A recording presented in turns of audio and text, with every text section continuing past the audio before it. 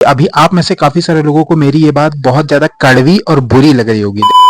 उधार दुकान के लिए दोस्त है या दुश्मन? नई दुकान की शुरुआत करके उधार देना चाहिए या नहीं? ज्यादा से ज्यादा ग्राहक बनाने के लिए क्या उधार देना सही है? आज के इस वीडियो में आपके इन सभी सवालों के जवाब देखने को मिलने वाले हैं। तो चलिए वीडियो को शुरू करते हैं। लेकिन अगर आपने वीडियो को अब तक लाइक नहीं किया है तो लाइक कर दीजिएगा और ऐसी और वीडियोस को देखने के लिए वीडियो को लाइक करके चैनल को सब्सक्राइब भी जरूर कर दीजिएगा। देखो भाई, ये चीज अगर मैं आपको अपने एक्सपीरियंस से बताऊं तो मेरे हिसाब से मेरा ये मानना है और ये कहना है कि उधार के लिए आपको अपने दुकान में उधार की कोई जगह नहीं रखनी है। मतलब सीधा सा फंडा है कि आपको अपने अपने दुकान में उधार का खेल खत्म रखना है। उधार देना ही नहीं है। उधार का खेल खत्म। चाहे अच्छे से अच्छा दोस्त क्यों ना हो, अच्छे से अच्छा ग्राहक ही क्यों ना हो, क्योंकि भाई उधार जो है वो दुकान का दुश्मन कहलाता है। ये बात मैं आपको गारंटी लिख के दे सकता हूँ। उधार की वजह से काफी सारी ऐसी 72-75 दुकानें होती हैं जो उधार देने के चक्कर में बंद हो जाती हैं। शुरुआत तो वो काफी अच्छे बजट से करते हैं, काफी अच्छी दुकान की शुरुआत करते हैं, लेकिन जहां उन्होंने उधार को न्योता देता है कि हाँ हम ग्राहक बना रहे हैं तो उधार दे रहे हैं, मतलब ये हमारे ग्राहक है तो हमको उधार देंगे तो ये हमारे ग्राहक बनेंगे, जहां ये सोच आपके दिमाग में आ गई तो भैया उसमें आपके दुकान में नुकसान होना शुरू होने लगता है। देखो भाई, दुकानदारी में ठीक है और धंधे में उधार के बारे में कोई भी व्यक्ति सही तरीके से बात करता ही नहीं है। और अगर आप किसी से राय लेने जाओगे ना, मतलब पूछने जाओगे कि यार उधार देना सही है कि नहीं, तो वो आपको कंफ्यूज करने वाली बात बता देगा, लेकिन आपको क्लियरिटी नहीं देगा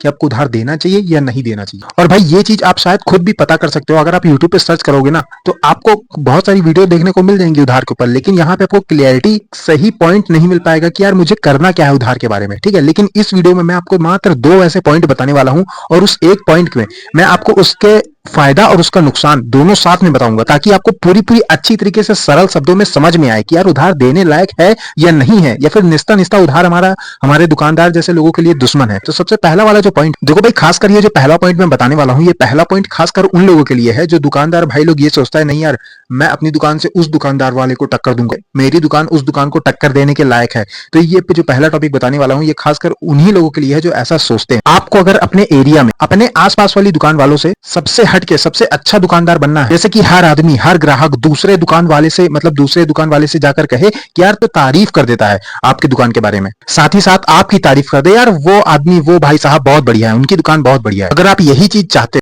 और आपकी यही इच्छा है भाई, यही चीज अगर आप सोच रहे हो और यही चीज अगर आप भाई अगर आप इसी चीज को हकीकत में बदलना चाहते हो तो भाई आपको अपने दुकान पर आने वाले सभी ग्राहकों को उधार देना चाहिए। ठीक है, ये एकमात्र रास्ता है कि क्योंकि जैसा आप सोच रहे हो ना ऐसा तभी हो पाएगा जब आप आपके दुकान पर आने वाला हर ग्राहक सभी ग्राहक को आप उधार दोगे तो, क्योंकि भाई आपको तो अपने एरिया में अपने आसपास की दुकान वालों से सबसे अच्छा दुकानदार बनना था ना। तो इसके लिए भाई सिंपल सा यही रास्ता है कि आपकी दुकान पर आने वाले सभी ग्राहकों को आप उधार पे उधार देते चले जाओ। सब कोई आपकी तारीफ करेगा कि हाँ भाई ये दुकानदार ये आदमी इन फलाने आदमी की दुकान बहुत अच्छा है, ये बढ़िया मस्त से उधार दे देते हैं, कुछ जिग नहीं करते। भाई हो सकता है कि अभी आप में से काफी सारे लोगों को मेरी ये बात बहुत ज्यादा कड़वी और बुरी लग रही होगी। देखो भाई, आपको देखो भाई बात कड़वी लगे या बुरी लगे ये मैटर नहीं करता। आपकी दुकान सबसे ज्यादा जरूरी है क्योंकि वही आपके घर का खर्चा चला रही है, वही आपका पेट चलाएगी, क्योंकि दुकान से धंधे से बड़ा कोई चीज नहीं होता यार।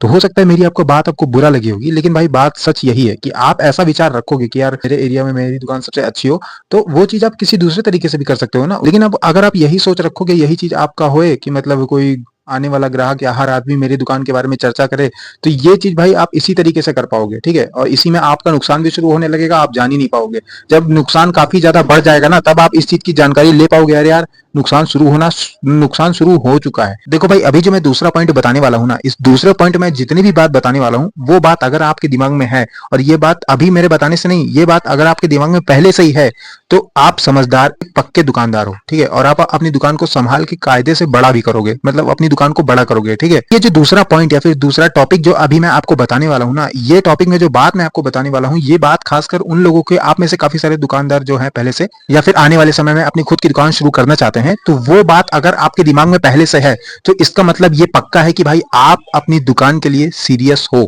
ठीक है, आप अपनी दुकान को काफी ज्यादा बड़ा बनाना चाहते हो, आप एक पक्के दुकानदार बनना चाहते हो, आप एक काफी ज्यादा अच्छे दुकानदार बनने के लायक हो। ठीक है, क्योंकि ये दूसरा पॉइंट जो मैं आपको बताने वाला हूँ ये बिल्कुल इसी पे मैटर करता है। ठीक है, अगर आपको अपने दुकान की जिम्मेदारी संभालनी है, दुकान में पैसे का सही हिसाब रखना है, दुकान में शुरू होने वाले नुकसान को रोकना है, दुकान को सही तरीके से संभाल करके दुकान को और ज्यादा बड़ा करना है, बढ़ाना है, या फिर दुकान में गलती से भी अगर कोई गलती होती है तो उसे तुरंत रोकना है, अगर यही विचार आपके दिमाग में है अपने दुकान के लिए, तो भाई आपको अपने दुकान में उधार को बिल्कुल बंद रखना है। ठीक है, उम्मीद है भाई वीडियो आपको पसंद आई होगी, समझ में आई होगी, क्योंकि भाई मैंने आपको बिल्कुल सरल भाषा में बताया है कि उधार आपके लिए हानिकारक है या फायदेमंद है। ठीक है, तो और उम्मीद है आप समझ भी गए होंगे।